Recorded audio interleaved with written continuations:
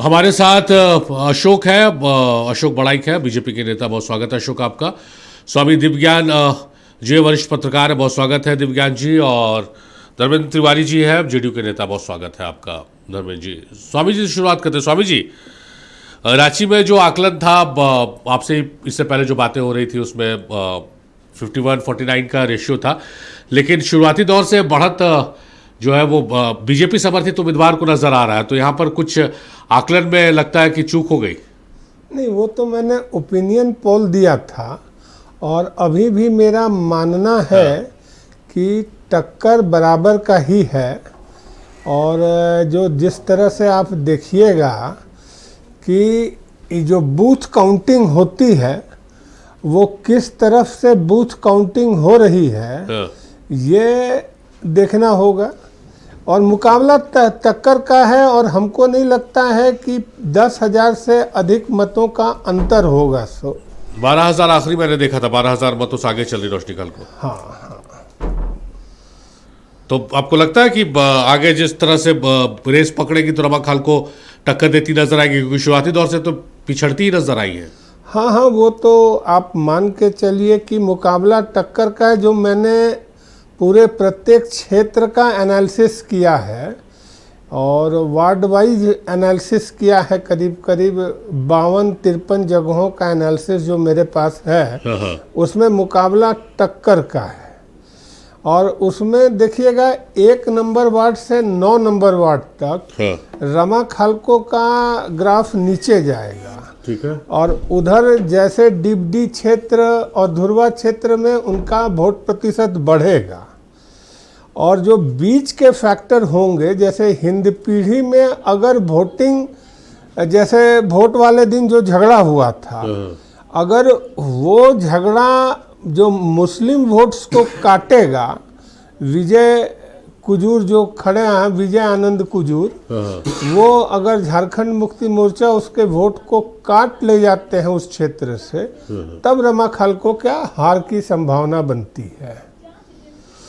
चलिए रुक करते हैं अशोक हर जगह से तो नहीं, लेकिन रांची से एक उम्मीद आ रही। बाकी जगह पे अभी रुझान जो आ रहे हैं उसमें टक्कर दिख रहा है, लेकिन रांची में 12,000 मतों से आगे चल रही रोशनी खाल को। तो लग रहा है कि जो मेहनत आप लोगों ने की है उसका फल नजर आ रहा है रांची में। देखिए, टक्कर तो बिल्कुल भी नहीं है। एक कहावत है ना, क्यों पड़े हो चक्कर में, कोई नहीं है टक्कर में। और हम लोग सभी जगह पे अच्छे टक्कर ही नहीं, अच्छे मार्जिन के साथ में अभी हम लोग बढ़त बनाए हुए हैं। और आप देखेंगे कि अंतिम राउंड जब गिनती समाप्त होगी तो भारतीय जनता पार्टी समर्थित उम्मीदवार लगभग सभी जगहों से विजयी होते हुए दिखाई देंगे। जहां तक रांची नगर निगम की बात है, तो रांची नगर निगम की जो चुनाव में भारतीय जनता पार्टी समर्थित उम्मीदवार है श्रीमती रोशनी खलको जी, उनके पक्ष में एक लहर का वातावरण देखने को मिला। और जिस तरह से भारतीय जनता पार्टी ने उस लोकतंत्र के महापर्व में, उस लोकतंत्र के बोलते हैं ना, लोकतंत्र के यज्ञ रूपी में सभी लोगों ने आहुति देने का काम किया। सभी बड़े छोटे नेताओं ने बढ़ चढ़कर वो इलेक्शन कैंपेन में अपने समर्थित उम्मीदवार के पक्ष में जो जोरदार तरीके से जो कैंपेन चलाने का काम किया, उसका परिणाम है कि गली मोहल्ले टोले हर ही जाति समाज के लोग बढ़ चढ़कर इस लोकतंत्र के महापर्व को मनाने के लिए निकले। प्रशासन राज्य सरकार के निर्देश पर एक बोलते हैं ना पपेट के रूप में प्रशासन काम कर रही थी, उसके इशारों पर काम कर रही थी। इसके बावजूद आपको एक बड़ी खबर आ गई लातेहार से। लातेहार नगर पंचायत अध्यक्ष महेश सिंह भाजपा समर्थित है विजेता। वार्ड 1 से नशुद्दीन अंसारी उर्फ बुखारी मियां, वार्ड 2 से सुगंधी देवी पूर्व वार्ड पार्षद बली पाठक की पत्नी, वार्ड 3 में विमला देवी, वार्ड 4 में जयराम कपूर उर्फ पप्पू सरदार, वार्ड 5 में शबू प्रवीण, 6 से मनोज कुमार, 7 से मनोज दास, 8 से आशा देवी, संयुक्ता कुंवर, 9 से मुद्रिका माझी, 10 से संतोष रंजन, 11 से गुस्तरी बीबी, 12 से अवंतिका अलमा, 13 से इंद्रदेव उराव, 14 गुड़िया सिन्हा, 15।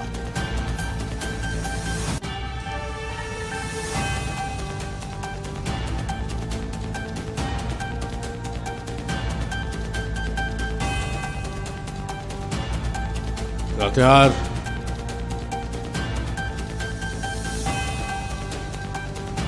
चलिए अशोक के पास चलेंगे, लेकिन अशोक के पास से हम एक बार पहले स्वामी जी के पास रुक कर रहे हैं। स्वामी जी, लातेहार नगर परिषद का हम दिखा रहे थे। यहाँ पर जो बीजेपी समर्थित उम्मीदवार है वो जीत गए हैं और यहाँ पर आजसू ने जेएमएम समर्थित उम्मीदवार को समर्थन दिया था, लेकिन मतलब कि कहीं से भी कुछ काम नहीं आया। लोगों ने भरोसा बीजेपी समर्थित उम्मीदवार पे किया।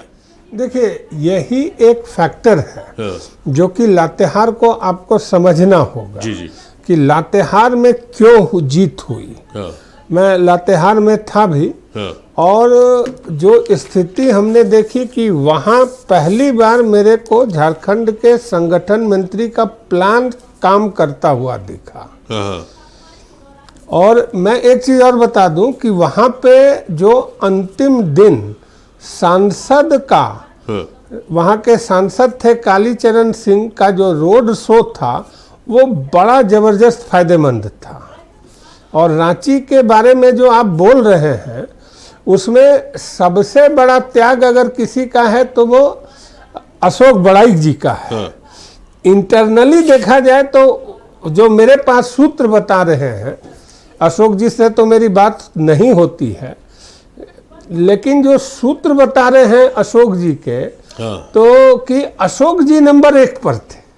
लेकिन यही जो कार्यकर्ता का त्याग आज के राजनीतिक दलों में कम मिलता है कि युवा जो त्याग के रूप, त्याग मूर्ति कहे जा सकते हैं अशोक बड़ाई, इन्होंने बहुत अच्छा त्याग किया और पूर्ण समर्थन दिया। ऐसा बहुत कम जगह पर देखने को मिलता है। चलिए अशोक का रुख करते हैं। अशोक, बहुत बड़ी बात स्वामी दिव्यज्ञान जी ने कह दी है, वरिष्ठ पत्रकार है भाई, त्याग आपने दिया और हम भी ये चीज़ को समझते थे कि प्रबल दावेदार जो है वो अशोक बड़ाई है रांची मेयर पद के लिए, लेकिन आपका नाम नहीं आया। लेकिन वो चिंता या वो दुख आपके चेहरे पर नजर नहीं आया और आपने, जैसा स्वामी जी ने कहा कि पूरे तन मन धन से आपने रोशनी खालको के लिए मेहनत की है, उसी का नतीजा शायद मिल रहा है। देखिए, हम खासकर से मैं भारतीय जनता पार्टी का एक सामान्य सा कार्यकर्ता हूं और भारतीय जनता पार्टी हमारी माँ के समान है। हम सभी पुत्र हैं और पुत्र का कर्तव्य बनता है कि माँ का जो भी निर्णय हो पुत्र को उस निर्णय के साथ रहना पड़ता है, और माँ का भी कर्तव्य बनता है कि सभी पुत्र पुत्री उसके लिए एक बराबर है। वैकेंसी एक ही थी, किसी एक को ही जाना था। पार्टी ने सर्वसम्मति से किसी एक नाम पे निर्णय लिया, हम सभी खुश थे, क्योंकि पार्टी का निर्णय ही, बोलते हैं ना कि यूनिवर्सल ट्रूथ होता है, वही निर्णय पे सभी को साथ चलना पड़ता है। स्वामी जी ने जो बातें कही है मैं उनका सम्मान करता हूं, आदर करता हूं। व्यक्तिगत रूप से भी एक संत समाज से आते हैं उस नाते भी मैं सम्मान करता हूं। एक अच्छे पॉलिटिकल एनालिसिस्ट के रूप में, विश्लेषक के रूप में भी काम करते हैं, उनका भी मैं सम्मान करता हूं। और व्यक्तिगत रूप से इन्होंने चैनल में ऑन एयर मेरे बारे में बातें की है, उनके लिए भी मैं हृदय से आभार व्यक्त करता हूं। देखिए, भारतीय जनता पार्टी सामूहिकता का परिचय देती है, यह कार्यकर्ताओं की पार्टी है और कार्यकर्ता को बोलते हैं ना कि मतलब फर्श से अर्श में पहुंचाने का काम संगठन लग जाती है तो वो कोई भी हो सकता है। आज हमारी रांची की रोशनी के रूप में, रोशनी बनकर श्रीमती रोशनी खलको जी उभर रही है, रांची की मेयर बनते हुए वो दिखाई दे रही है। उनके पीछे भारतीय जनता पार्टी ने उनके संघर्षों को देखा, उनका त्याग को देखा है।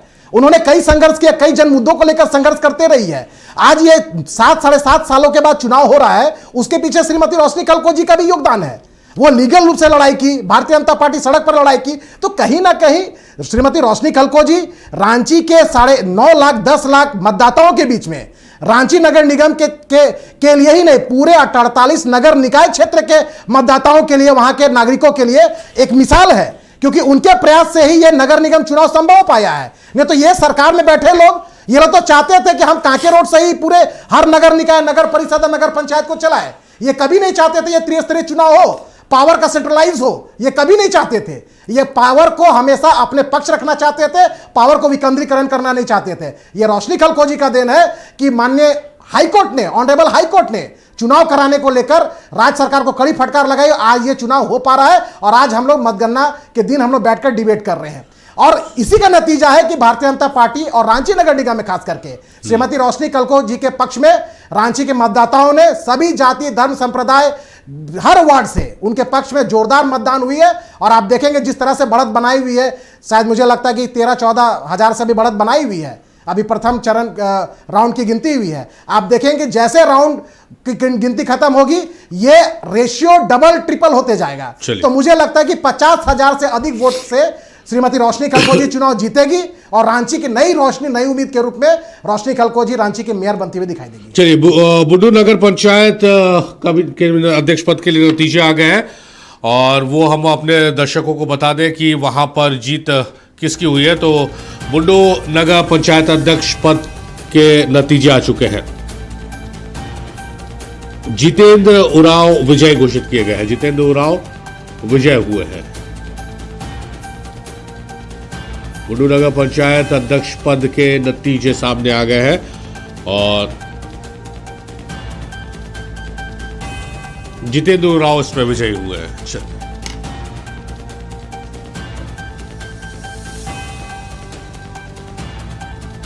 चलिए, तो एक बार फिर हम अपने मेहमानों का रुख करते हैं और धर्मेंद्र तिवारी जी का रुख करते हैं। धर्मेंद्र तिवारी जी, किस तरह से नतीजे देख रहे हैं? खासकर लातेहार का जो है, मुझे बड़ा मेरे लिए बहुत शॉकिंग है ये नतीजा कि भाई आंसू जो आपके साथ गठबंधन में है, उसने वहां पर जेएमएम समर्थित उम्मीदवार को अपना साथ समर्थन दे दिया। बावजूद उसके वहां पर बीजेपी समर्थित उम्मीदवार महेश सिंह की जीत हुई है। देखिए, वहाँ पर जो कोर वोटर हैं वो बीजेपी के ही हैं और बीजेपी को हमेशा लोग विजयी बनाए हैं। मैं भी वहाँ पर जाने का मौका मिला है उस क्षेत्र में, तो मैं यही समझता हूँ कि जो आशू ने किया है वो आनंद फानंद में उनका लिया हुआ गलत निर्णय है।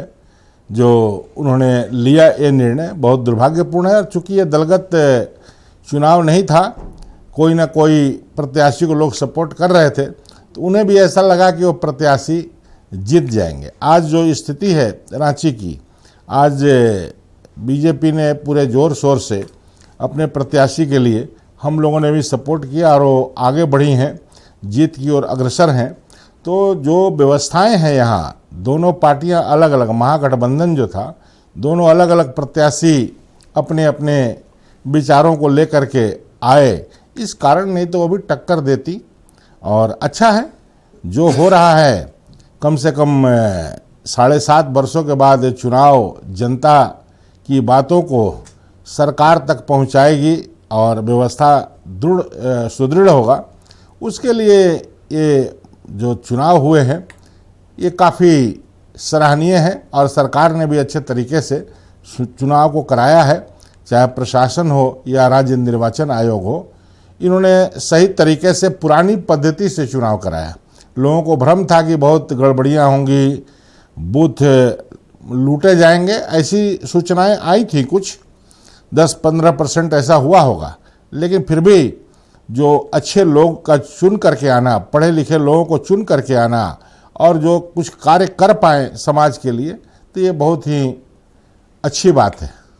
समाज को लोग अच्छे तरीके से कार्य करें और समाज में जो लोग चुन करके आ रहे हैं, पार्टियां अपने अपने स्तर से अपने अपने कार्यकर्ताओं को आगे बढ़ाई हैं। कहीं कहीं ये भी देखने को मिला है कि जो कार्यकर्ता नाराज़ हो गए हैं, जिनको पार्टी सपोर्ट कर रही है, अलग से वो लड़े हैं, वो भी अपना दम खम दिखाए हैं कि मैं भी हूँ। तो ये बहुत ही सराहनीय है सरकार का भी और जो भी दल जिनको भी सपोर्ट किए हैं। और मैं समझता हूँ कि जो यदि गलती से चुनाव जीत जाते हैं कोई, तो आशा है कि दल अपने पाले में उनको कर लेगा, माफ़ कर देगा। यही स्थिति है अभी। चलिए, गिरिडीह की बात करें, मेयर प्रत्याशी वहां कौन आगे चल रहा है अपने दर्शकों को एक बार हम बता दें। मेयर प्रत्याशी परमीला मेहरा आगे चल रही है और अपने टेलीविजन स्क्रीन पर हम दिखा रहे हैं काउंटिंग की धीमी रफ्तार पर नाराजगी भी उन्होंने दर्ज की है। जो नाराजगी यहाँ पर कांग्रेस समर्थित उम्मीदवार ने दर्ज की है, वही वहां पर मेयर प्रत्याशी परमीला मेहरा ने। मनोज पिंटू हमारे साथ फोन लाइन पर मौजूद है। मनोज, काउंटिंग की धीमी रफ्तार पर नाराजगी व्यक्त की, हालांकि 45 वोट से आगे चल रही है। जी सादिक, देखिए डीसी इस बात को लेकर नाराज जरूर व्यक्त किए हैं कि डीसी ने स्पष्ट तौर पर कहा है मतगणना में शामिल कर्मचारियों को कि मतगणना में स्पीड लाया जाए। बहुत स्लो चल रहा है, इसके लिए उन्होंने कुछ कर्मचारियों को फटकार भी लगाया है और गहनता से पूरी बारीकी के साथ उन्होंने डीसी ने मतदान कर्मियों को मतगणना कार्य पूर्ण करने का निर्देश दिया है। फिलहाल अभी जो स्थिति है वो टोटल जो महापौर उम्मीदवार है परमीला मेहरा, वो 5,500 वोटों से आगे हुई है। दूसरे नंबर पर भाजपा समर्थित प्रत्याशी डॉक्टर शैलेंद्र कुमार चौधरी हैं, जो 5,856 वोट लेकर वो दूसरे स्थान पर है। जी सादिक। चलिए, बहुत शुक्रिया आपका पिंटू, तमाम बातचीत तमाम जानकारी होती है। चलिए, स्वामी जी का रुख करते हैं, अपने मेहमानों का रुख करते हैं। स्वामी जी से सवाल रहेगा। स्वामी जी, जो 6 जो नगर निगम क्षेत्र है उसमें देखा जा रहा है कि 9 में 6 जो है उसमें सीधी टक्कर जेएमएम और कांग्रेस समर्थित उम्मीदवारों के बीच में रही है। क्या इसका फायदा बीजेपी को मिलता नजर आ रहा है? क्योंकि बहुत कमी ऐसी जगह, हालांकि कुछ ऐसी जगह कि आसू ने भी अपने उम्मीदवार दिए, जेडीयू ने हालांकि उम्मीदवार नहीं दिए, अपने समर्थन दिया है। जैसे धनबाद की बात कर ले या अभी लातेहार की हम बात कर रहे थे, तो लेकिन इसका फायदा ज्यादा बीजेपी को हुआ कि जेएमएम के भी उम्मीदवार है समर्थित और कांग्रेस के भी। देखिए, उसको मैं उससे पहले आपको लातेहार का एक अपडेट दे दूं और बुंडू का भी आपको बता दूं और गिरिडीह का। हाँ हाँ। देखिए, लातेहार में ऐसी स्थिति थी कि वहाँ यूजीसी फैक्टर जो था एक बड़ा भूमिका निभा रहा था और मात्र 20,000 वोट्स थे। ठीक है। जिसमें 11,000 समथिंग वोट्स, इसको 1100 वोट से ये जीते हैं। तो वो जो फैक्टर था उसको सांसद कालीचरण सिंह ने बहुत अच्छी तरह अपने रोड शो में क्लियर किया। वहाँ पर लगभग 3-3.5 हजार जो यूजीसी समर्थक लोग थे और बीजेपी का विरोध करते थे, मेरा 1-to-1 बात हुआ है, तो सांसद ने एक लोगों के साथ बात किया है 1-to-1 और वो वोट्स को लाया है। और दूसरा वहाँ जो महत्वपूर्ण फैक्टर है, बीजेपी के ओबीसी मोर्चा का मंत्री है इंद्रजीत यादव। ठीक है। उसका बहुत अच्छा रोल रहा है वहाँ पर जीत दिलाने में। और जैसे बुंडू नगर निगम को अगर आप देखिएगा, चलिए उसको बाद में आएंगे, नगर पंचायत है। गिरिडीह नगर निगम में ये जो यूजीसी फैक्टर है वो बहुत अधिक हावी है। अच्छा। और वहाँ के जो मंत्री हैं अपने सुदीप कुमार सोनू, उन लोगों ने इनका काफ़ी समर्थन भी किया था, क्योंकि वहाँ कायस्थ पॉपुलेशन और सेकंड में ब्राह्मण पॉपुलेशन, तो कायस्थ पॉपुलेशंस को काउंटर करने के लिए इन लोगों ने दीपक प्रकाश को लगाया। एक वहाँ से राष्ट्रीय मंत्री भी आए थे, युवा राष्ट्रीय मंत्री कोई आए थे वहाँ पर, और उनको लगाया। लेकिन जो फैक्टर था वहाँ सबसे गलत उम्मीदवार का चयन हुआ, जो ना पार्टी में कभी काम किया न कभी जनता के बीच में काम किया। तो वहाँ कामेश्वर पासवान जो फैक्टर था वो भी भाजपा को काफी बड़ा नुकसान देता नजर आ रहा है, भाजपा समर्थित उम्मीदवारों। कामेश्वर पासवान या कामेश्वर दास? नहीं, कामेश्वर, नागेश्वर दास अलग है। नागेश्वर दास। कामेश्वर पासवान वहां पर जिला परिषद उपाध्यक्ष रहे थे। अच्छा। और उनका घर अब गिरिडीह टाउनशिप के अंदर में आ गया था। अच्छा। तो वो जमुआ से टिकट के दावेदार भी थे। अच्छा। तो क्या हुआ, उनको बोल के बैठाया गया कि चलो एक गलती हो गई, और 9 आगंतुक को उन्होंने अपने मेहनत से जिता दिया। लेकिन जो गिरिडीह में जब उनको नगर निकाय चुनाव में भी मेयर का प्रत्याशी नहीं बनाया गया, तो स्थानीय जो उद्योग समूह है और जो यूजीसी फैक्टर के जो समर्थक हैं, उनका आक्रोश आया। लेकिन कामेश्वर पासवान इन सब को लेके जीत नहीं सकते थे, लेकिन जो डेंट उन्होंने किया वो जबरदस्त डेंट किया उस जगह पर। बेहतर तो अशोक जी बताएंगे इस विषय में। अशोक, जो स्वामी जी कह रहे हैं और लगातार हम इस पर चर्चा भी कर रहे हैं कि नाराजगियां इस बार खुलकर बीजेपी में सामने आ गई है। धनबाद की अगर बात कर ले, या जैसा गिरिडीह में भी बात बता रहे हैं कि कामेश्वर पासवान जो है प्रबल दावेदार थे। हर कोई अशोक बढ़ाई की नहीं हो जाता है कि भाई नाराजगी है तो नाराजगी व्यक्त नहीं करेगा, नाराजगी तो व्यक्त कर दी, डेंट तो मार दिया उन्होंने। नहीं, देखिए ऐसा नहीं है। भारतीय जनता पार्टी में सभी अच्छे कार्यकर्ता है, सभी अच्छे। देखिए सौभाग्य की बात है कि भारतीय जनता पार्टी के पास ऐसे ऐसे चेहरे हैं जो एक लंबी फेहरिस्त है, लंबी लिस्ट है कि वो चुनाव लड़ने को लेकर एलिजिबल है। आज देखेंगे कि भारतीय जनता पार्टी के ही कार्यकर्ता कई जगह पर चुनाव लड़ रहे हैं। आप कई जगह पे भारतीय जनता पार्टी जिसको अधिकृत की है, चूंकि किसी एक ही को तो अधिकृत कर सकती है ना, 2-3 लोगों को तो कर नहीं सकती है। आज कमोवेश आप देखेंगे, हम नाम नहीं लेंगे किसी निगम क्षेत्र या परिषद या पंचायत का, आज कई जगह पे भारतीय जनता पार्टी के ही कार्यकर्ता, अगर कहीं भारतीय जनता पार्टी के समर्थित उम्मीदवार पीछे चल रहे हैं तो उसको पीछे करने वाले में भी जो 1 नंबर पे चल रहे हैं वो भारतीय जनता पार्टी के ही कार्यकर्ता है। तो इससे पता चलता है बागी कि कार्यकर्ता जी बागी नहीं, कार्यकर्ता उसको आप बागी नहीं कर सकते हैं। आप नोटिस जारी कर दिया आपने देखिए, 19 लोगों को। हमने अनुशासन समिति, भारतीय जनता पार्टी में अनुशासन समिति होती है, आप एक भी लेटर दिखा दीजिए कि निष्कासन किया गया। देखिए, उनसे वो जवाब मांगा गया है कि भारतीय जनता पार्टी का जो मूल संगठन है, जो संगठन है, वो समर्थित प्रत्याशी के पक्ष में प्रचार प्रसार कैंपेनिंग सब चला रहा था। उनसे सिर्फ एक अनुशासन समिति ये मांगी थी कि आप अपना पक्ष रखें। तो ये इसमें कहीं से कोई किंतु परंतु नहीं है, और लोकतंत्र में हर व्यक्ति को चुनाव लड़ने का अधिकार है। नहीं, पर जानते हैं आप लोग, आप बहुत अच्छा है कि स्वामी जी इस डिबेट में बैठे हुए हैं। आप लोगों जो संविधान है भारतीय जनता पार्टी का, उसके विरुद्ध जाके आप लोगों ने ये नोटिस जारी किया है, पता है स्वामी जी? चाहे एक बार बिल्कुल, तो 25A कहता है जी। कि अगर नगर निकाय चुनाव पार्टी के सिंबल पर एक बार स्वामी जी, एक बार एक आदित्यपुर से बड़ी खबर आ रही, फिर इसी मुद्दे पर आपसे हम चर्चा करेंगे, आपसे जवाब लेंगे। आदित्यपुर से एक बड़ी खबर है, आदित्यपुर नगर निगम के वार्ड पार्षद के नतीजे आ गए हैं सामने। वार्ड 18 अंकुर सिंह विजयी घोषित किए गए हैं।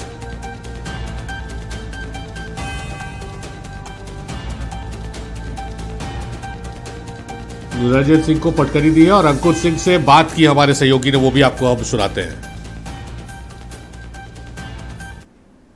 और शुरू है लगातार हारे हुए प्रत्याशी हो या फिर जीते हुए प्रत्याशी बराबर निकलते हुए देख रहे हैं, जिसके चेहरे पे जो हार हुई है उनके दुखी और गम का एक माहौल देखने को मिला। इसी दौरान हम जान लेते हैं वार्ड 18 से अंकुर सिंह हैं जो पहली बार वार्ड में जीते हैं 18 से। अंकुर जी, एक बार फिर से आपका स्वागत है नक्षत्र लीड पे। आप बताइए कि जीत का श्रेय किसको देना चाहते हैं? जीत का श्रेय वार्ड 18 की जनता को देना चाहते हैं, और अपने साथी जो मेरे साथ खड़े रहे चुनाव के समय उनको देना चाहते हैं। इस बार जो है क्या है, जो वार्ड में साफ सफाई की बात करें, रोड रैली की बात करें, इसको लेके क्या आपकी मन में विचार चल रहा है? जी, मैंने स्टार्टिंग से एक ही चीज कही है कि इतना काम करना है कि 3500 वार्ड में लोग बात करें कि इस वार्ड में जितना काम हुआ उतना काम किसी और वार्ड में नहीं हुआ। तो एजेंडा यही रहेगा, मोटिव यही रहेगी, इसी पे काम करना। चलिए, एजेंडा इनका यही रहेगा, मोटिव भी यही रहेगा। हालांकि नगर निगम में जो चुनाव हो रहे हैं, नाली रोड सड़क को लेकर जो चुनाव हो रही है, उसके अब देखना यही है कितना सफाई होगा, कितना विकास नगर निगम में दिखेगा। नक्षत्र न्यूज, चंद्रशेखर। चलिए, अपने मेहमानों का रुख करते हैं और स्वामी जी का रुख करते हैं। स्वामी जी, जो आप बता रहे थे कि संविधान इस बात की इजाजत नहीं देता, लेकिन 19 जो शो कॉज किया गया, मेरी बात प्रदीप वर्मा जी से हुई। जी जी। तो उन्होंने बोला कि एक माइल्ड चिट्ठी तो हम लोगों ने दिया है, हाँ हाँ, लेकिन स्थिति है कि संविधान में ये चीज का शो कॉज करने का हाँ, अनुमति ही नहीं देता है। और जो चिट्ठी में भी कहीं पर ये जिक्र नहीं है कि आप चुनाव क्यों लड़ रहे हैं। हाँ, हाँ। साधारण सा चिट्ठी लिखा गया है कि आप कुछ पार्टी गतिविधियों के विरुद्ध में पार्टी विरुद्ध कार्य कर रहे हैं, इसके लिए 7 दिनों के अंदर आप जारी कीजिए। अनूप सुल्तानिया को देखिए, अनूप सुल्तानिया चाईबासा में अगर इन लोग टिकट देते तो अनूप सुल्तानिया जीत जाते हैं, क्योंकि पिछले बार मिथिलेश ठाकुर से हारे थे। हाँ। और इसके बाद अगर मैंने बहुत ऐसे जगहों पर हैं, जैसे सबरीपाल ही टिकट की दावेदार थी, जीत भी गई। संजीव सिंह मैंने प्रत्याशी थे, और चंद्रशेखर अग्रवाल को इन्होंने टिकट ना देकर झारखंड मुक्ति मोर्चा को एक सांसद का उम्मीदवार दे दिया है वहाँ से। हाँ। तो ये सब चीज़ें होती हैं जो कि पार्टी कर भी क्या सकती है, कुछ तो शक्ति दिखानी पड़ेगी कि हाँ, हम अनुशासन बनाए रखने वाले लोग हैं। तो इसी से, इस तरह से उनका संविधान में है ही नहीं, बीजेपी के संविधान में, कि इस तरह के कार्यों पर ये शो कॉज नोटिस दे सकते हैं। चलिए अशोक, आप ही जवाब लेंगे। वो शो कॉज जो हुआ है 19 नेताओं को, और आप कह रहे हैं कि भाई नहीं आगे भी चल रहे हैं तो वो बीजेपी ही के हैं, भले उनको शो कॉज दे दिया गया तो शो कॉज भी देना ही आप लोगों का खुद का संविधान इस चीज की। देखिए उसको आप उस नजरिए से नहीं देखिए। हाँ। देखिए दूसरे दल के लोग तो बागियों के चुनाव लड़ रहे हैं, उनको तो कोई देखने पूछने वाला नहीं है। देखिए हमारी पार्टी भारतीय जनता पार्टी बिल्कुल डिसिप्लिन पार्टी है, नीति सिद्धांतों वाली पार्टी है और अपने अनुशासित कार्यकर्ता के साथ ही भारतीय जनता पार्टी चुनाव के मैदान में है। देखिए हमने पक्ष जानने का प्रयास किया है कि आप किस कारण से, आप कारण बताइए। आप नोटिस की प्रति में कहीं नहीं लिखे कि आपको निष्कासित किया जाता है, आप उनसे पक्ष जानने का प्रयास किया गया है और करनी भी चाहिए। अगर आप इस्तीफा देकर चुनाव लड़ते तो माना जाता कि हाँ आप चुनाव एकदम पार्टी छोड़ दिए, इस्तीफा दे दिए, उसके बाद आप चुनाव लड़ रहे हैं। ऐसा नहीं है। देखिए भारतीय जनता पार्टी लोकतांत्रिक पार्टी है, हर कार्यकर्ता को चुनाव लड़ने की इच्छा होती है, सभी चुनाव के मैदान में उतरेंगे। हाँ, लेकिन भारतीय जनता पार्टी अपने समर्थित उम्मीदवार जहां 48 नगर निकाय क्षेत्र में उनके समर्थित उम्मीदवार चुनाव लड़ रहे हैं, एक दो कहीं कहीं एनडीए समर्थित प्रत्याशी भी है, तो कुल मिला के भारतीय जनता पार्टी अपने समर्थित उम्मीदवार के पीछे ही पूरी की पूरी संगठन, पूरी की पूरी बूथ कमेटी, पूरी की पूरी मंडल, जिला, प्रदेश कमेटी और बड़े नेता जितने भी पूर्व मुख्यमंत्री, राष्ट्रीय नेता, नेतृत्व जो भी आए थे, सभी उस समर्थित प्रत्याशी के पीछे में अपना कैंपेन जो अभियान है वो चलाए हैं। अब मुझे लगता है कि अब इसका सकारात्मक आपको परिणाम देखने को मिलेगा कि पूरी बीजेपी परिवार झारखंड की इंटैक्ट होकर एक परिवार के रूप में, जहां जहां एनडीए के साथ हम लोगों ने साथ हाथ मिलाकर चुनाव लड़े, सभी साथ मिलकर हम लोग चुनाव के मैदान में लड़े और इसका परिणाम सकारात्मक देखने को मिलेगा। इंटैक्ट होके एनडीए आप बोल रहे हैं? कहीं पर आप मानगो देख लीजिए, मानगो में हम लोगों ने, हम लातेहार देखेंगे? नहीं देखिए आप वही ना बोले लोकतंत्र में ये धनबाद देखेंगे? देखिए मैं शुरू में कहा ये दलीय आधार पर चुनाव नहीं है। धनबाद में भी सपोर्ट किया है एनडीए, जेडीयू सपोर्ट किया। देखिए, नहीं नहीं, जेडीयू आजसू ने वहां पर शांतनु को समर्थन दिया है। देखिए आजसू ने दिया है, ये तो बातें होंगी उनके साथ है ना। अच्छा ठीक है, चलिए धर्मेंद्र जी यही सवाल आपसे ले लेते हैं। जिस तरह से जो एनडीए में देखने को मिला, हालांकि अभी कांग्रेस या जेएमएम या आरजेडी के मेहमान हमारे साथ नहीं है, इसलिए सवाल ये उनसे हम जब आएंगे तो पूछेंगे। आपसे ये सवाल है कि भाई एनडीए में जो लोग जो शामिल दल है जेडीयू, ठीक है, जेडीयू बहुत ज़्यादा आगे बढ़कर नहीं देखने को मिला। जेडीयू का मुझे दिखा एक जमशेदपुर मानगो में है, सिर्फ वहाँ पर आपकी पार्टी के जो नेता है वो निकले और समर्थन। देखिए जमशेदपुर में आप देखें, जुगसलाई में भी आप देखें, चलिए जमशेदपुर देख लिया जाए, हाँ, जमशेदपुर में, लेकिन बहुत जमशेदपुर में देखे ऐसा हो नहीं देखा गया। रांची में भी हम लोगों ने जो कार्य करना था, हमारे जो लोग यहाँ पर हैं और जहाँ भी सबको निर्देश था, और आप देखे होंगे कि धनबाद में हमारे लोग निकले थे जो एनडीए के समर्पित उम्मीदवार थे। उनके लिए उन्होंने प्रचार किया, प्रेस कॉन्फ्रेंस किया। हमारे यहाँ भी एक उत्साह उमंग में जो बीजेपी के लोग थे उनकी भीड़ थी, हमारे यहाँ भीड़ नहीं थी। हम लोग व्यवस्था में लगे हुए थे कि अधिक से अधिक मतों का ट्रांसफर रोशनी जी के फेवर में हम लोग कराएं। चलिए एक बार बासुकीनाथ से बड़ी खबर है, एक बार वहां भी रुक कर लेते हैं और अपने दर्शकों को हम उस खबर से अपडेट कर देते हैं। खबर है बासुकीनाथ नगर पंचायत के नतीजे आने लगे हैं। वार्ड 1 से केशव कुमार को मिले हैं 328 वोट, रोहित कुमार को 156 वोट, वार्ड 3 में निकेश कुमार को मिले हैं 392 वोट,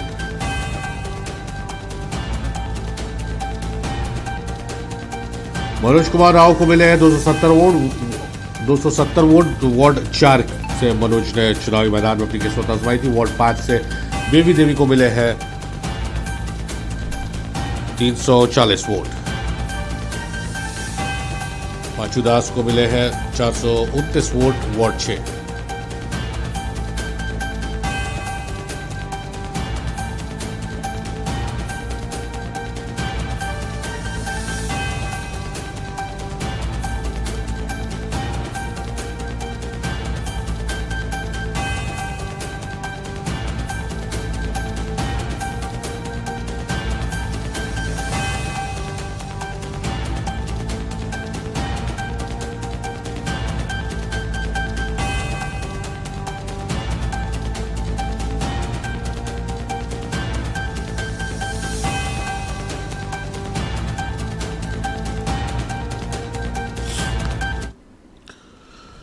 चलिए वापिस अपने मेहमानों का रुख करते हैं। धर्मेंद्र जी से ही सवाल रहेगा। धर्मेंद्र जी, जिस तरह से गठबंधन में एनडीए में अलग अलग और बहुत बड़ा लॉस है बीजेपी को अगर देखा जाए तो, चंद्रशेखर अग्रवाल जैसा स्वामी जी कह रहे थे कि एमपी उम्मीदवार बीजेपी ने दे दिया है झारखंड मुक्ति मोर्चा को। खैर बहरहाल संजीव कुमार, चंद्रशेखर अग्रवाल, तो बीजेपी तो अब 19 लोगों के खिलाफ शोकॉज जारी किया है, कारण बताओ नोटिस जारी किया है।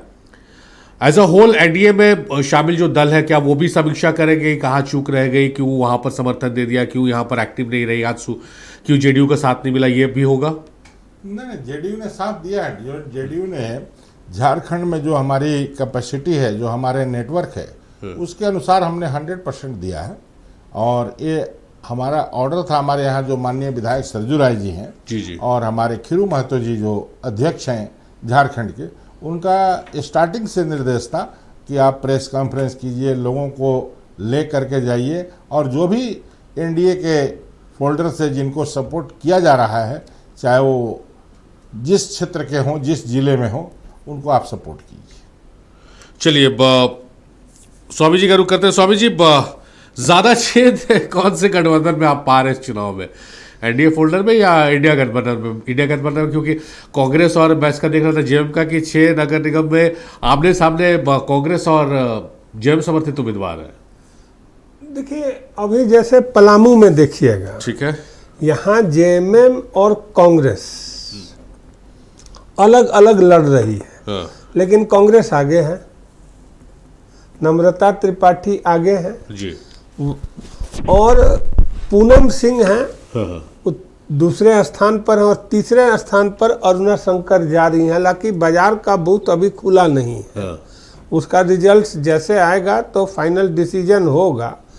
लेकिन जो फैक्टर है यहाँ पर, तो देखिए 2-3 चीज़ पर आपको फोकस करना चाहिए कि पहली बार ऐसा हुआ है कि राज्यपाल के अभिभाषण के बाद जी, उस पर संशोधन का प्रस्ताव विपक्ष में से नहीं गया है।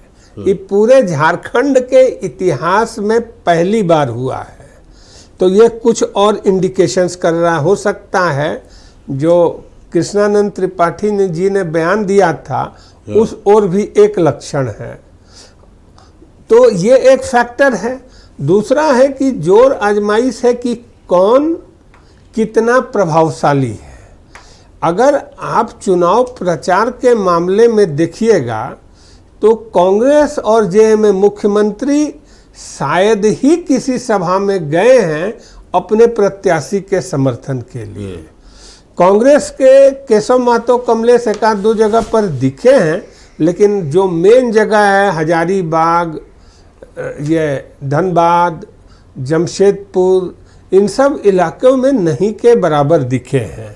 जो जहां लोकल है, जैसे दीपिका पांडे सिंह यहाँ की लोकल थी तो रमक हल्को के साथ समर्थन में रही, अपना महागावा तक वो बेचारी नहीं गई कि भाई ये तो मैंने नॉन सिंबॉलिक है। लेकिन बीजेपी के राष्ट्रीय महामंत्री आ करके, अरुण बाबू आ करके, हालांकि उनका ससुराल जो है वो पलामू में है, डाल्टनगंज में है, वो आ करके कैंपेन करते हैं, बड़ी बड़ी नेत्री आके कैंपेन करती हैं। तो बीजेपी ने इसे पार्टी की तरह लड़ा है और महागठबंधन ने इसे नॉन पार्टी के तौर पर लड़ा है। हालांकि अपने उम्मीदवार का समर्थन सभी ने किया है। चलिए अशोक, जो स्वामी जी कह रहे हैं कि भाई पूरे दमखम आप लोगों ने लगाया है, क्या मतलब बाउंस बैक करने की, झारखंड की सियासत में बाउंस बैक करने की ये कवायद मानी जाए इसको? देखिए इब्राहिम जी, निश्चित रूप से हम हर चुनाव को उतनी ही सीरियसली लेते हैं जितने हम लोकसभा और विधानसभा के चुनाव को लेते हैं।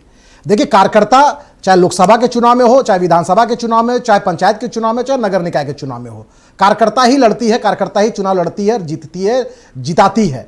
आप देखिए अभी महागामा नगर पंचायत के अध्यक्ष अभी जस्ट चुने गए, अभी मैं आपके स्क्रीन में देख रहा था, प्रबोध सोरेन जी। हम लोग साथ में बीजेपी एसटी मोर्चा में काम किए, एक सामान्य कार्यकर्ता, एक सामान्य परिवार से आए हैं। भारतीय जनता पार्टी ने विश्वास जिताया और अभी मैं स्क्रीन पे देख रहा था, देखिए प्रबोध सोरेन जी का दिख रहा है, वो करेक्शन कर लीजिएगा, वो प्रबोध सोरेन है, महागामा नगर पंचायत से वो अध्यक्ष बने हैं। कमोवेश देखिए रानी टूटी जी, एक साधारण सी महिला, आदिवासी महिला, कोटी नगर परिषद से, आप देखिए वो शिक्षिका थी, एक साधारण से, कोई पॉलिटिकल बैकग्राउंड नहीं, कोई कुछ नहीं, कोई पैसा का कोई वैसा कोई बड़ा बैकअप नहीं, कार्यकर्ताओं ने लग के उनको खूंटी नगर परिषद का अध्यक्ष बनाने का काम किया है। तो कमोवेश आप देख लीजिए कि कई जगहों पे चुनाव भारतीय जनता पार्टी ने सामान्य से सामान्य आदिवासी परिवार हो, ओबीसी परिवार हो, सामान्य परिवार का कोई बच्चा हो, बच्ची हो, पुराने कार्यकर्ता हो, सबको सम्मान देने का काम किया है। आप देखिए एक सिमडेगा में रामविलास बड़ाई जी को दिया गया, वो एक साधारण किसान परिवार का बेटा है, पूरे 30-35 साल तक भारतीय जनता पार्टी का सेवा किया। हर बार वो चुनाव के लिए टिकट मांगते थे, पार्टी उनको कभी एक ही वैकेंसी होती थी तो कभी कभी किसी का नाम आ जाता था। अंत में देखिए पार्टी ने उनको सम्मान दिया, चुनाव लड़ाया, आज वो अच्छी स्थिति में है, चुनाव जीतने की संभावना है। कमोवेश वही गुमला में देख लीजिए, शकुंतला उरांव पुरानी कार्यकर्ता है, एकदम जुझारू कार्यकर्ता है, आदिवासी परिवार से आती है, वो चुनाव लड़ रही है, कमोवेश वही जीतने की स्थिति में। तो कुल मिला के कहा जा सकता है कि भारतीय जनता पार्टी कोई भी स्तर का चुनाव हो, चाहे लोकसभा का चुनाव हो, विधानसभा का हो, पंचायत का हो या नगर निकाय का, अपने कार्यकर्ता के ऊपर भरोसा करती है और कार्यकर्ता को ही टिकट देने का काम करती है या उसके पीछे समर्थन देने का काम करती है। और जिसका परिणाम दिख रहा है कि एक साधारण से साधारण, ना कोई बहुत बड़ा पॉलिटिकल परिवार, ना कोई बहुत बड़ा पैसा, ना कोई बहुत बड़ा तामझाम, उसके बावजूद वहां की मतदाता ने, वहां की जनता ने उसके ऊपर विश्वास देने का काम किया और आज वो चुनाव जीतकर वो लोगों के बीच में लोकप्रियता के साथ में चुनाव जीतने का काम कर रहे हैं। मुझे लगता है कि ये जैसे जैसे समय ढलेगा अब ये आंकड़ा बढ़ते जाएगा और जो लोग उम्मीद जता रहे थे कि भारतीय जनता पार्टी इस चुनाव में भी हारेगी, शहरी चुनाव में भी हारेगी, उनको अभी रात होते तक पता चलेगा कि यहां पूरे 48 नगर निकाय में आधा से अधिक जगहों पे भगवा झंडा वो लहराते दिखाई देगा। यह मैं डंके के चोट में आपके चैनल में बोल सकता हूं। अच्छा अशोक, 18 के चुनाव में 80% सीटों पर आप लोगों ने झाड़ू मार दिया था, 80% आप लोगों का दबदबा था। क्या 80% रहेगा, बढ़ेगा, घटेगा, क्या आकलन है आप लोगों का? देखिए परिस्थितियां अलग अलग होती है इब्राहिम जी। लोकसभा में जिस तरह से 14 लोकसभा है उसमें आप देखेंगे कि कुछ सीटें हम लोग के लिए घटी थी लेकिन परफॉर्मेंस हम लोग का ठीक था, वोट परसेंट बढ़ी थी। उसी तरह विधानसभा में आप आएंगे तो विधानसभा में हमको उम्मीद से थोड़ा कम प्राप्त हुआ था लेकिन वोट परसेंट हम लोग बाकी इंडिया अलायंस के तुलना में देखेंगे तो थोड़ी बहुत वोट से हम लोग पीछे रह गए थे। तो हर बार परिस्थितियां अलग अलग होती है, मतदाताओं की मानसिकता अलग होती है। जब लोकसभा के चुनाव लड़ते हैं तो लोग देश को ध्यान में रखकर वोट करते हैं, जब राज्य विधानसभा की चुनाव होती है तो लोग राजकीय मुद्दों के साथ में चुनाव लड़ते हैं, और जब स्थानीय, जब गांव, पंचायत, मोहल्ले, टोलों को होती है तो लोग उसी मानसिकता के साथ में लोग वोट करते हैं। तो मुझे लगता है कि शहरी निकाय के चुनाव में भारतीय जनता पार्टी मजबूत है, क्योंकि इससे पहले जितने भी जनप्रतिनिधि हुए हैं कमोवेश वो भारतीय जनता पार्टी के ही चेहरे रहे हैं। रांची की बात करें तो 2 बार से श्रीमती आशा लकड़ा जी यहाँ की मेयर रही, काफी अच्छा डेवलपमेंट और विकास देखने को मिला। सबसे ज्यादा काउंसलर, वार्ड पार्षद वो भारतीय जनता पार्टी के ही रहे हैं। तो कुल मिला के कहा जा सकता है कि अगर रांची नगर निगम सहित पूरे 9 नगर निगम की बात करेंगे या पूरे नगर परिषद, नगर पंचायत की बात करेंगे तो सबसे ज्यादा 2018 में भी भारतीय जनता पार्टी के पास में था, 2013 में भी भारतीय जनता पार्टी के पास में था, 2026 में भी यह आंकड़ा बढ़ता हुआ दिखाई देगा। चलिए, तो तमाम मेहमान हमारे साथ बने हुए हैं और अशोक का दावा है, बीजेपी का दावा है कि भाई एक बार फिर जो निकाय है उसमें शहर की सरकार है उसमें बीजेपी का परचम लहराएगा। बहरहाल स्वामी जी भी हमारे साथ हैं, कुछ सवाल स्वामी जी के लिए भी है। तो वापस अपने मेहमानों के पास चलते हैं और फिर रुक करेगा अशोक का। अशोक, जो सवाल लगातार हो रहा है कि भाई जो आपके डिजर्विंग कैंडिडेट थे, जैसे संजीव सिंह धनबाद से, पाकुड़ से भी माफ कीजिएगा, गिरिडीह से, क्यों डिजर्विंग कैंडिडेट को जो लगातार, क्योंकि आप तो लगातार आप इस बात की वकालत करते हैं कि भाई जो कार्यकर्ता, सिंपल सा कार्यकर्ता होता है उसे पार्टी महत्वपूर्ण पदों पर पहुंचा देती है। तो जो सिंपल से कार्यकर्ता थे जो उम्मीद लगाए हुए थे कि भाई चुनाव जब घोषित होगा तब हमें मौका मिलेगा, उन लोगों को दरकिनार क्यों किया गया? देखिए, मैं किसी के व्यक्तिगत रूप से टीका टिप्पणी नहीं करूंगा, लेकिन इतना मैं भारतीय जनता पार्टी को जितना मैं जानता हूं, जितना मैं समझता हूं, जितना मैं पार्टी के सिद्धांतों को आत्मसात करता हूं, मैं इतना जानता हूं कि भारतीय जनता पार्टी का कोई भी कार्यकर्ता वो अनुशासित ही रहेगा, 100% डिसिप्लिन रहेगा। अब आप जिस तरह से कह रहे हैं कि नहीं जीतने वाले कैंडिडेट को नहीं दिया गया, देखिए भारतीय जनता पार्टी के लिए हर कार्यकर्ता महत्वपूर्ण है। एक बूथ अध्यक्ष भी, अब जैसे बोलते हैं ना, हम अभी आप बोलेंगे तो बोलेंगे ये पॉलिटिकल डिस्कशन हो जाएगा, एक चाय वाला भी देश का प्रधानमंत्री बन सकता है। ये सिर्फ ये खूबसूरती और ब्यूटी भारतीय जनता पार्टी में है। एक आदिवासी समाज की सामान्य सी बेटी, गांव देहात में रहने वाली बेटी, वो देश की राष्ट्रपति बनती है। ये सिर्फ ये खूबसूरती भारतीय जनता पार्टी में देखने को मिलती है। एक मजदूर का बेटा आप कई राज्यों का आप देखिए ना, आप विष्णुदेव साई जी को देखिए, आप मोहन मांझी जी को देखिए, आप आदरणीय बाबूलाल मरांडी जी को देखिए, आदरणीय रघुवर दास जी को देखिए। कई ऐसे नेताओं की लंबी लिस्ट मिलेगी जो एक सामान्य से सामान्य परिवार से आते हैं, गरीब परिवार से आते हैं। तो पार्टी ने किसी न किसी को तो अवसर देना ही है और हर बार नए चेहरों को मौका देती है। आप देखेंगे कि कांग्रेस में एक ही परिवार के लोगों का पूरा शासन है जब से कांग्रेस की गठन हुई है, और आज देखिए कि भारतीय जनता पार्टी ने एक नए चेहरे के रूप में नितिन नवीन जी को भारतीय जनता पार्टी का राष्ट्रीय अध्यक्ष बनाया है। तो ये खूबसूरती होती है। देखिए किसी भी बहता पानी में आपको दुर्गंध नहीं मिलेगी, बहता पानी हमेशा साफ रहता है। भारतीय जनता पार्टी इसी पर कांग्रेस को जो आप आरोप लगा रहे हैं भाई, मनमोहन सिंह क्या उस परिवार से आते हैं, खड़गे साहब क्या उस परिवार से आते हैं?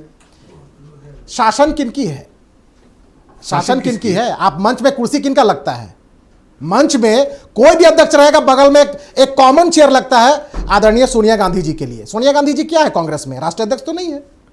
नहीं तो ये कांग्रेस का अंदरूनी मामला है वो। चलिए आज वो विषय नहीं है, क्योंकि ये विषय आप कार्यकर्ता पे उठाए। मैं चाह रहा था कि कांग्रेस के साथी बैठे वो डिफेंड करते हो, लेकिन मुझे डिफेंड करना पड़ रहा है कि भाई चलिए लेठी सही जागे असगर अली साहब जी आए हैं, इसलिए कांग्रेस पर चर्चा करना भी जरूरी है ना।